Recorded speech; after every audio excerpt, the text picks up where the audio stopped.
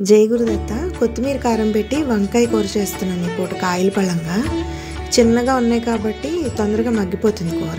శుభ్రంగా ఉన్నాయో లేదో చూసుకుని ఉప్పు నీళ్ళలోకి తరిగి అట్టి పెట్టేసుకుని గట్టిగా పిండేసి ఒక 2 స్పూన్లు పప్పు నూనెలో వేసి వేయించాను. ఒక్కసారి నూనె ఇలా పట్టేస్తే కాయలు కనరెక్కకుండా రంగు మారకుండా వేగుతాయి. సిమ్లో పెట్టేసి మూత పెట్టేస్తే మగ్గుతాయి. మగ్గేలోపు ఈ పచ్చిమిరపకాయలు, కొత్తిమీర, అల్లం ఒకసారి ఇలా గ్రైండ్ చేసి నలిగాక సరిపడినంత ఉప్పు, ఒక 2 అంగుళాలంత చింతపండు, మిగతా కొత్తిమీర వేసి ఇంకొకసారి గ్రైండ్ చేస్తే చాలు. ఇలా ఇప్పుడు మగ్గిపోయిన వంకాయల మీద ఈ కారం వేసేసి కాయలు విడిపోకుండా ఇలా కలుపుకోవాలి.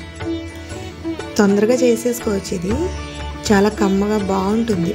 కొంచెం జలుబు చేసినప్పుడు అది నోటికి హితవుగా అనిపిస్తుంది అన్నమాట. కారంగా ఇంతే, తొందరగా అయిపోతుంది. ఇక కట్టేసేయచ్చు. పులావ్ చారు పెట్టాను. ఇది ఈ పూట నేను చేసిన వంట.